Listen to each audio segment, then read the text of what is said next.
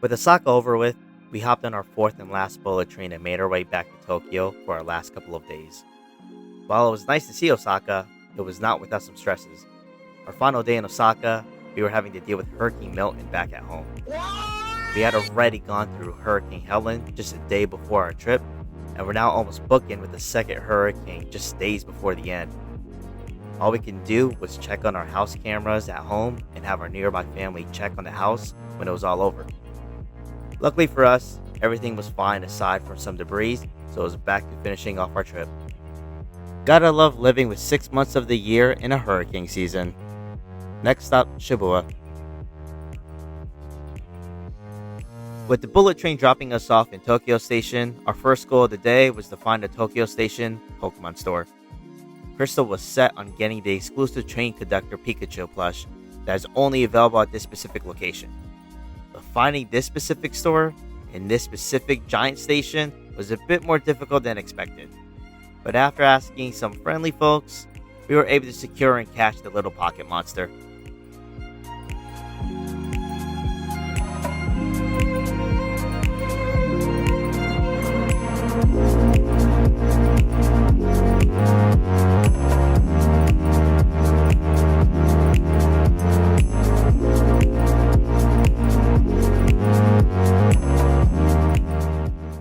As you can see, the wifey is pleased with our great success.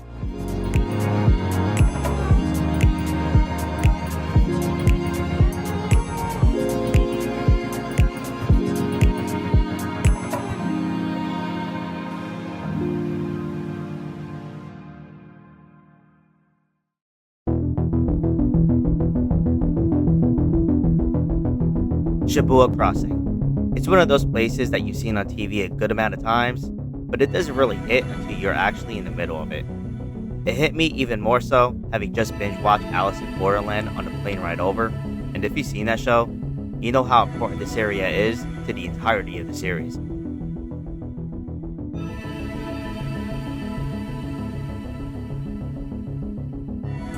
Like this guy walking with this girl on his shoulders.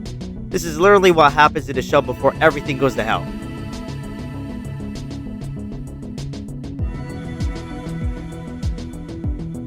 We ended up around this section of Shibuya during our first part of our stay in Osaka.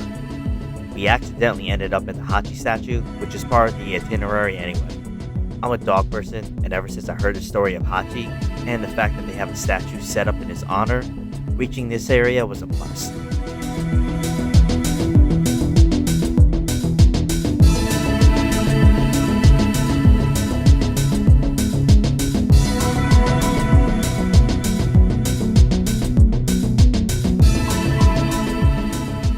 The first time we walked the Scramble Crossing, we didn't even realize it as we weren't looking for it. But in any case, we had to get the POV shot of what it feels like to walk across the famous busy intersection of a walkway. This intersection sees up to 2.4 million people cross a day, and during peak hours, up to 3,000 people can cross simultaneously.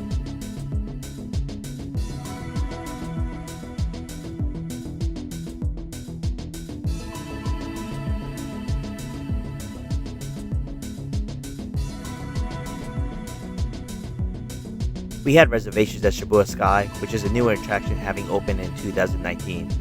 Our goal was trying to get tickets in time so that we would be able to watch the sunset from the view 47 stories up. But the tickets go insanely fast at the website, as in seconds. Seconds! So after hours would have to do, but it was still very much worth it for the views alone of this part of the city. This is a bit of a different experience from the Tokyo Skytree. It's a bit more intimate as you are out in the open overlooking the city.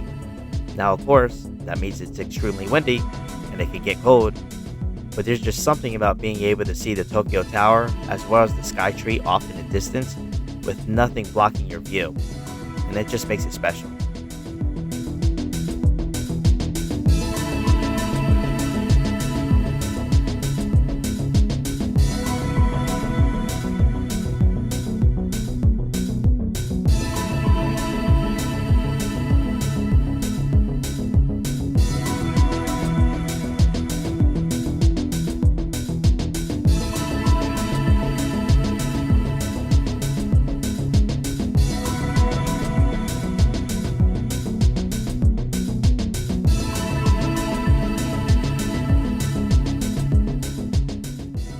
Now, with it being so windy, I was beginning to have regrets of not going with my impulse decision and buying an exclusive Godzilla jacket that I had found back at the Godzilla store in Osaka.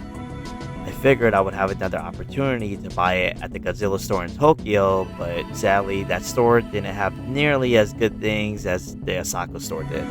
Really windy up here. Cold. Yeah, so it's freezing. You're gonna have to pick it out. So keep on saying a badass Godzilla jacket. Would really help with this weather. Featured exclusively at the Godzilla store. Here. For $300. Now, was that jacket worth $300? Probably not. And my wallet probably thanks me for it. But I can't help but still feel like I missed out on it.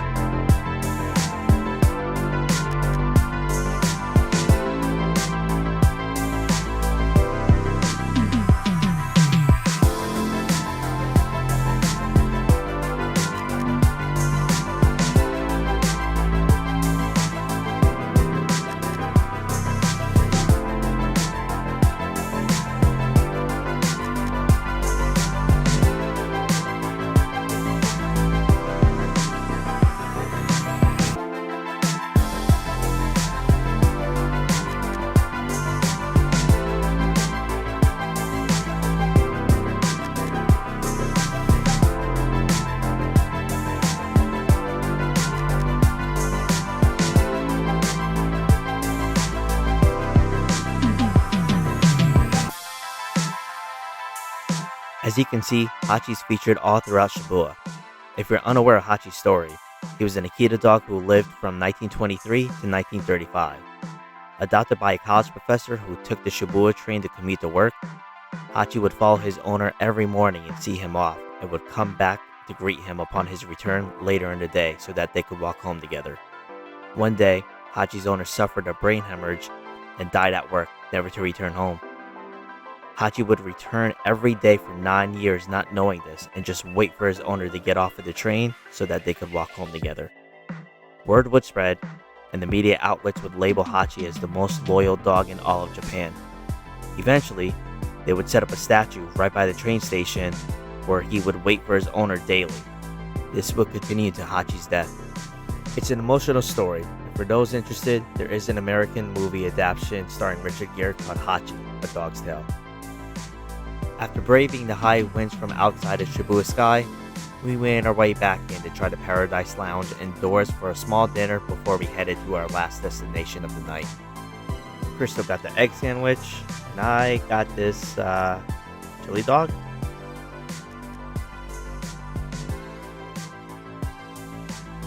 Wifey got a plushie, I had to get the plushie, so yes, I did have to get a Hachi from Shibuya home with me.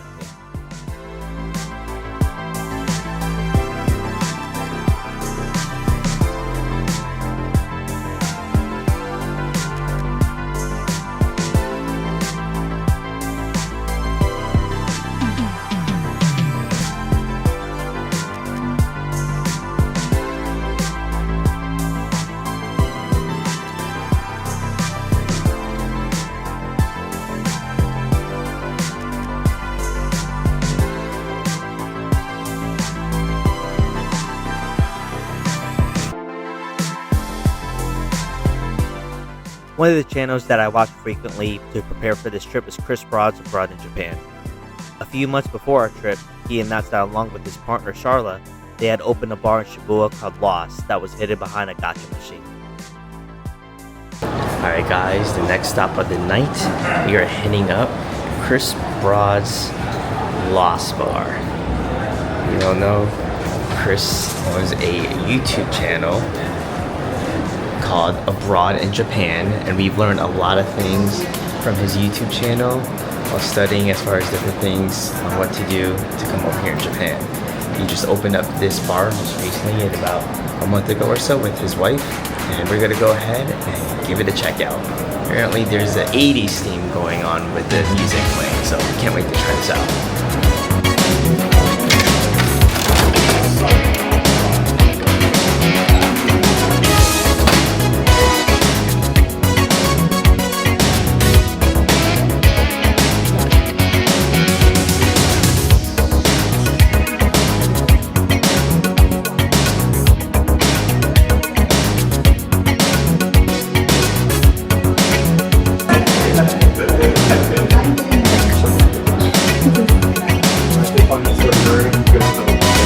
Chris.